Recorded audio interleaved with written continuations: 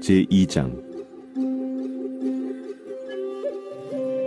나는 내 마음에 이르기를, 자, 내가 시험 삼아 너를 즐겁게 하리니 너는 낙을 누리라 하였으나 보라, 이것도 헛되도다. 내가 웃음에 관하여 말하여 이르기를 그것은 미친 것이라 하였고, 희락에 대하여 이르기를 이것이 무슨 소용이 있는가 하였노라. 내가 내 마음으로 깊이 생각하기를 내가 어떻게 하여야 내 마음을 지혜로 다스리면서 술로 내 육신을 즐겁게 할까? 또 내가 어떻게 하여야 천하의 인생들이 그들의 인생을 살아가는 동안 어떤 것이 선한 일인지를 알아볼 때까지 내 어리석음을 꼭 붙잡아 둘까 하여 나의 사업을 크게 하였노라.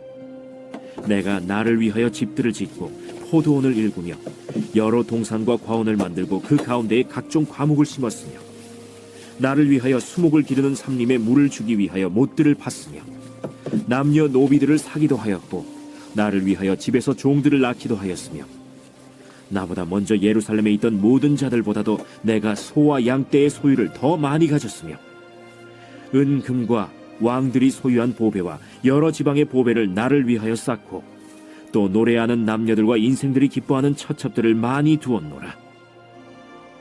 내가 이같이 창성하여 나보다 먼저 예루살렘에 있던 모든 자들보다 더 창성하니 내 지혜도 내게 여전하도다. 무엇이든지 내 눈이 원하는 것을 내가 금하지 아니하며 무엇이든지 내 마음이 즐거워하는 것을 내가 막지 아니하였으니, 이는 나의 모든 수고를 내 마음이 기뻐하였습니다. 이것이 나의 모든 수고로 말미암아 얻은 몫이로다.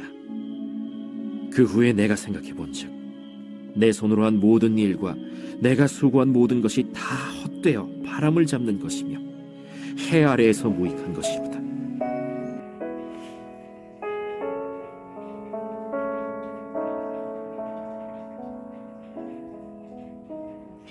누구나 즐거움과 행복을 추구하면서 살아가게 되죠.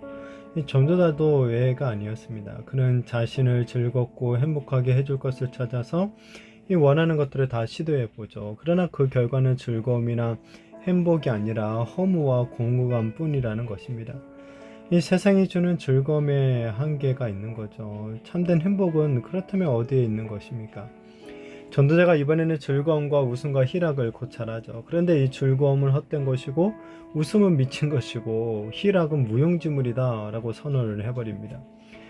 이런 것들이 왜 헛되다고 하는지 그 이유를 이제 정확하게 명시하고 있지는 않지만, 이 전도자는 자신의 지혜와 충분한 경험에 비추어서 그렇게 선언하고 교훈하고 있는 거죠. 앞에서 우리가 살펴본 어떤 수고와 지혜처럼 나오는 즐거움, 웃음, 희락도 객관적으로 살펴보면 그냥 그 자체가 나쁜 것이라고 말하기는 어렵죠. 그럼에도 불구하고 전도자가 이 모든 것이 헛되다고 말하는 것은 하나님과 상관이 없는 세속적인 쾌락에 속한 것이기 때문에 그런 거죠. 이 사람은 누구나 기본적으로 즐거움과 기쁨을 추구하게 되어 있습니다. 그러나 하나님과 상관없는 이 자신의 욕구에 따라서 즐거움과 기쁨을 추구하다 보면은 세속적인 쾌락에 젖어들게 되는 거죠. 그러면 아무리 큰 기쁨이나 즐거움도 그 순간이 지나고 나면 금방 사라지는 헛된 것이 되게 된다라는 거죠. 이어서 전도자는 이제 성공을 통해 만족을 추구하려고 합니다. 사업을 벌이고 집, 과수원, 동산, 가원, 연못, 남녀 노비들, 소떼, 양떼, 금은보와 많은 첩적 등 이 여러 면에서 성공한 사람이 누릴 수 있을 것는 이런 것들을 행하고 누리는 거죠. 자, 전도자는 자신이 모든 것에서 누구보다도 풍족한 결과를 누렸다고 말합니다. 뿐만 아니라 원하는 것이 무엇이든지 간에 가리지 않고 다 해보았다고 합니다. 자기의 마음의 즐거움과 기쁨을 위해서 지금 할 수 있는 모든 것들을 다 해본 거예요. 자, 그러나 그런 모든 시도 끝에 내린 결론이 뭡니까? 그것들 역시 헛되어서 바람을 잡는 것과 같이 무익하다라는 것이죠. 자, 우리 현대인들이 특히 이 말씀에 귀를 기울일 필요가 있겠죠. 오늘날 대부분의 사람들이 성공과 그로 인한 어떤 기쁨을 갖다가 인생의 목표로 삼고 있기 때문이죠. 따라서 우리는 우리가 바라는 이 모든 것들을 충분히 누려본 이 전도자의 결론에 귀를 기울일 필요가 있는 거죠. 우리가 가장 가치 있다고 여기고 추구하는 것들에 대해서 이 오늘 전도자는 그것들이 전부가 아니고 그것으로 충분하지 않다는 사실을 실제로 입증해주고 있기 때문에 그런 거예요. 자신의 즐거움과 쾌락을 위해서 무엇이든지 할 수 있는 자유를 주장하고 요구하고 추구하면, 그리고 더 나아가서 그 모든 것들을 실제로 얻고 누리게 된다면 이 사람이, 우리가 과연 만족을 느끼게 될까요? 과연 사람의 이 마음이 즐거움과 기쁨, 무제한 자유로 채워질 수가 있느냐 하는 것이죠. 20세기 최대의 부호라고 불리우는 록펠러가 얼마나 더 많이 벌어야 만족합니까? 라는 그 질문에 이 조금만 더 라는 대답을 했다고 합니다. 그렇죠. 우리는 항상 조금만 더를 끊임없이 외치죠. 결국 세상의 것으로는 절대 우리는 만족을 느낄 수가 없다라는 거예요.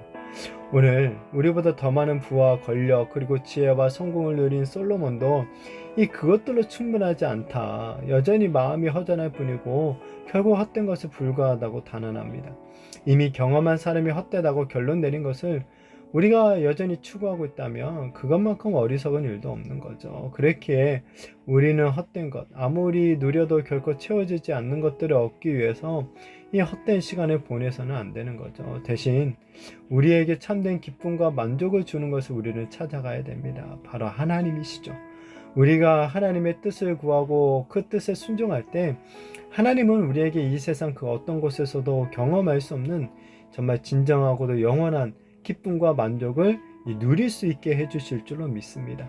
바라기는 이미 헛되다고 결론 내린 이 세상의 즐거움과 성공을 따라가는 것이 아니라 영원하고도 참된 즐거움과 만족을 주시는 하나님의 뜻을 더 또 추구하며 살아가는 정말 진정으로 이 지혜로운 자들, 참된 이 만족을 누리는 그런 저와 우리 모든 성도님들이 되시기를 예수님의 이름으로 축복합니다.